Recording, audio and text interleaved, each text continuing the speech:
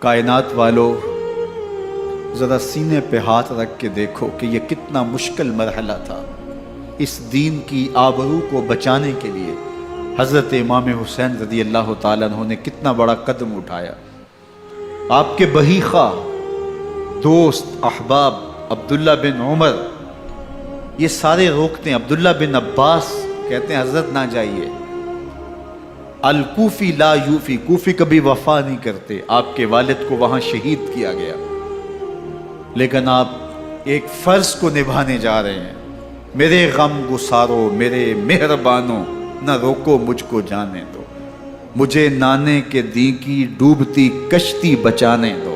میں جاتا ہوں کہ دنیا پر وفا کا نام رہ جائے، میں رہوں نہ رہوں پر عظمت اسلام رہ جائے۔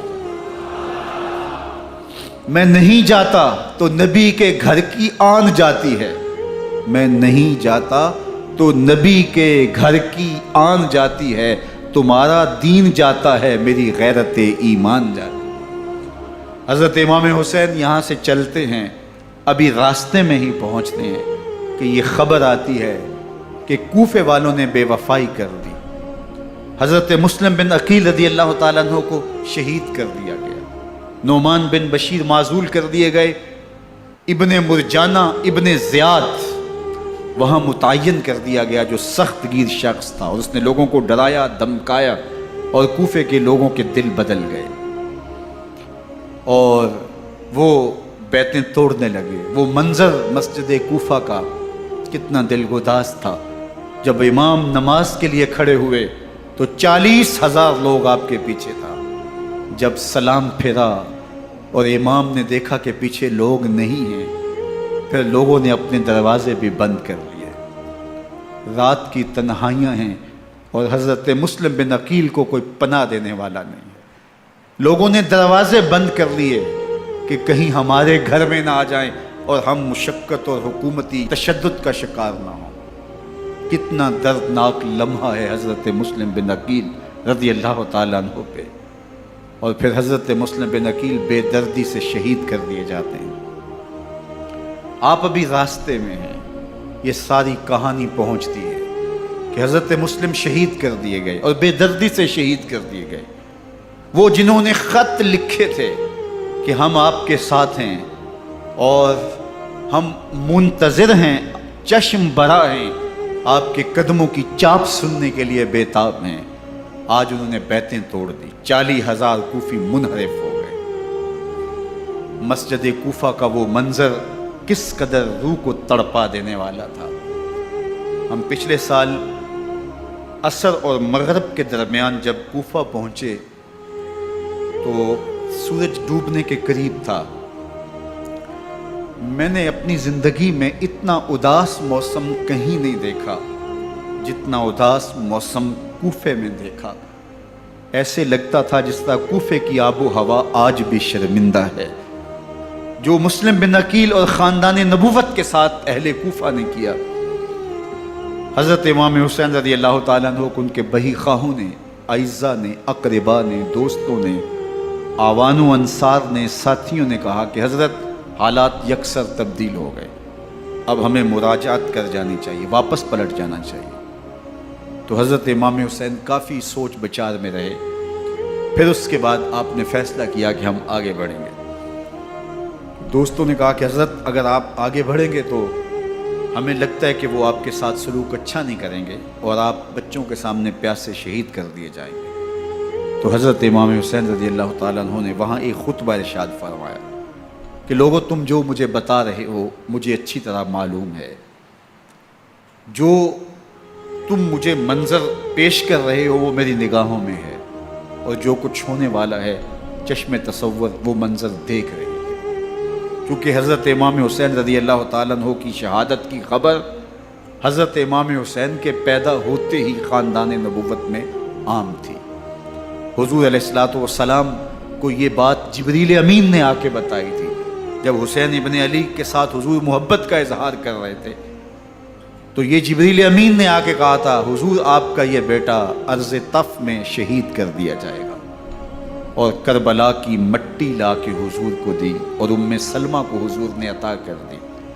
حضرت ام سلمہ کہتی ہیں کہ ایک دن میں سوئی تو خواب دیکھا کہ حضور کے مبارک بال بکھرے ہوئے ہیں اور سخت پریشان ہیں۔ تو میں نے کہا کہ حضور آپ کی یہ کیا حالت ہے؟ وَبِيَدِهِ قَارُورَةٌ، اور حضور کے ہاتھ میں ایک شیشی ہے، فِيهَا دَمٌ، جس کے اندر خون ہے۔ تو میں نے کہا حضور یہ کیا؟ فرمایا میں قتل گاہ حسین سے آ رہا ہوں اور یہ حسین ابن علی کا خون ہے۔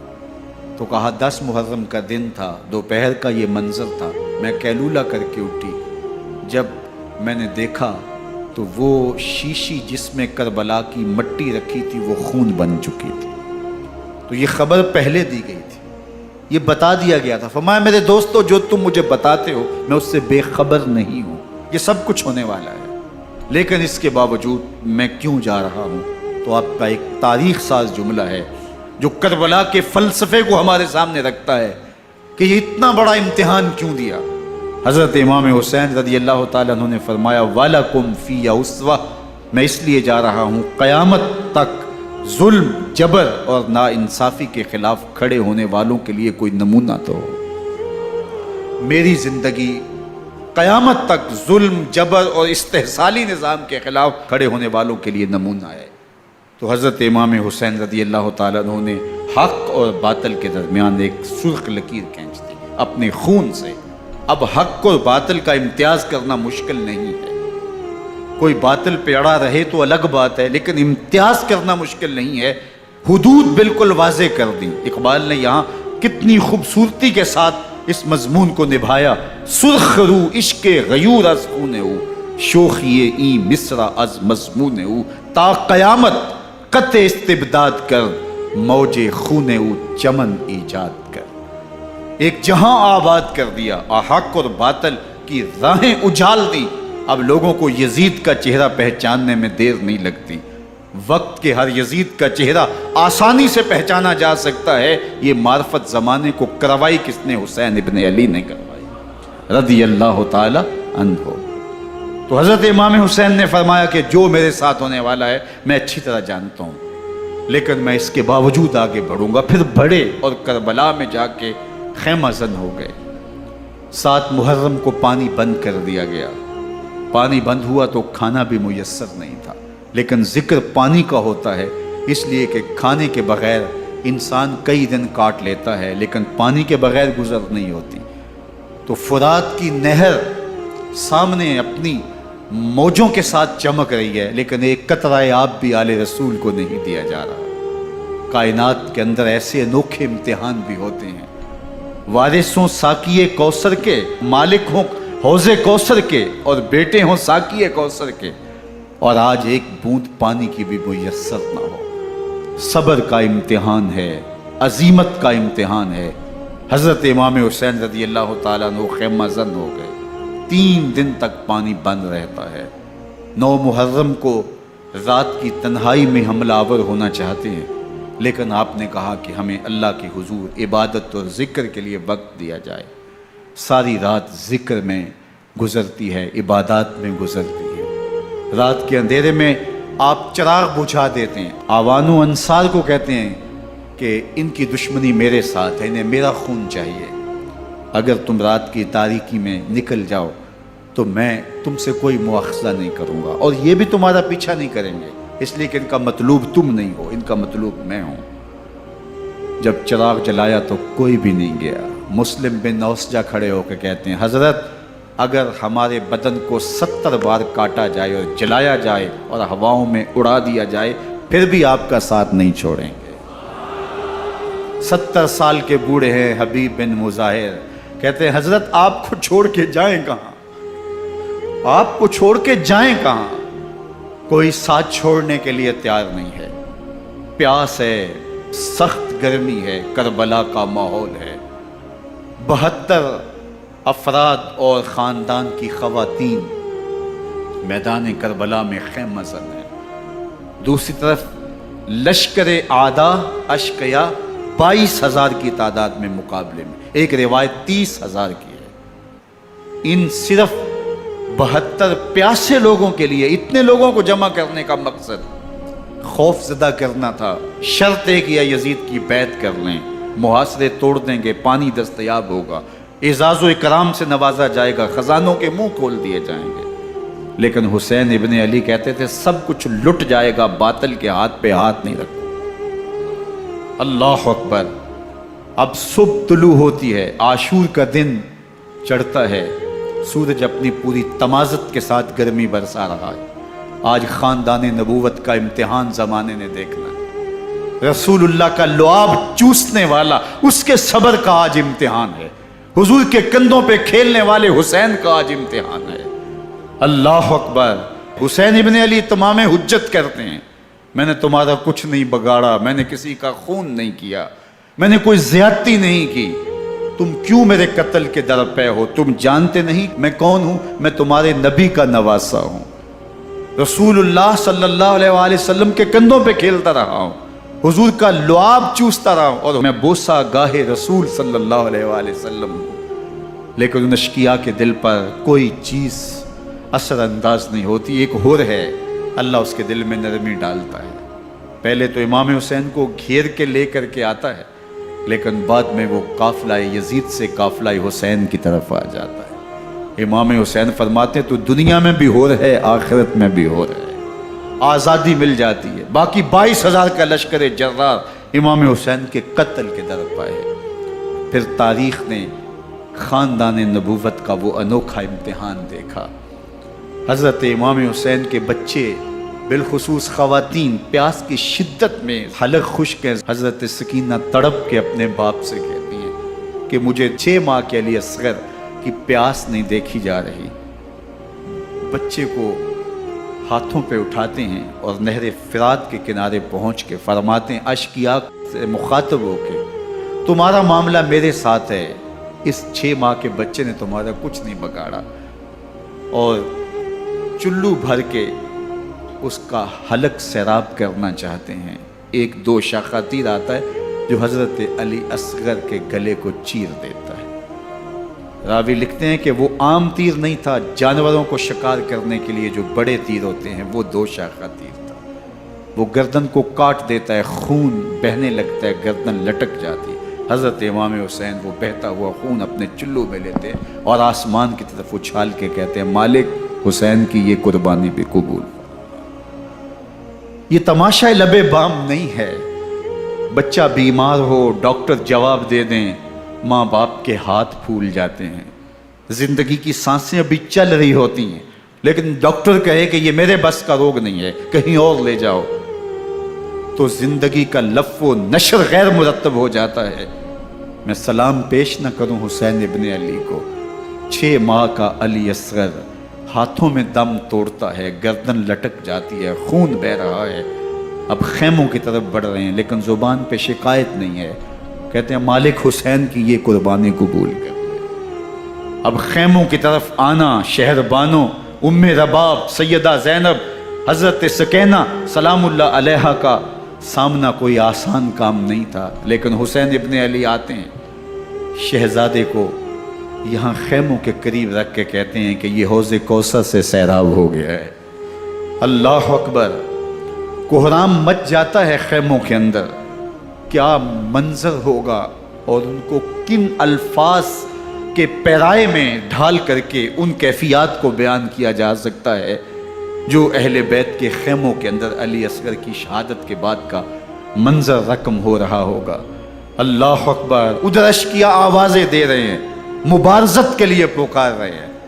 زمانے نے پھر وہ منظر بھی دیکھا کہ جوان بیٹے کو 18 سال کی کمائی حضرت امام حسین میدان عمل میں بھیج رہے ہیں۔ وہ علی اکبر جو حسین کا نور نظر ہے، آنکھوں کا قرار ہے، دل کی تسکین ہے۔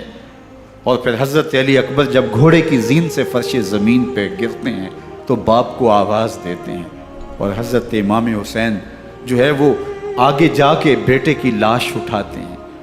اللہ اکبر۔ 18 سال کے بیٹے کی لاش کو کندھوں پہ اٹھا کے خیموں تک لاتے ہیں اور ہاتھ پھیلا کے کہتے ہیں مالک حسین کی یہ قربانی بھی قبول۔ کبھی قاسم بن حسن کی لاش اٹھا کے لاتے ہیں، کبھی اون و محمد کی لاشیں اٹھا کے لاتے ہیں، بتیجوں کی، بھانجوں کی، بھائی عباس کے کٹے ہوئے بازو اور زخموں سے چھدا ہوا لاشا، کیا کیا قیامتیں تھیں جو اس کربلا کے ایک میدان کے اندر نہیں توڑی گئیں. حضرت امام حسین پر دکھ پہ دکھ، تکلیفوں پہ تکلیفیں.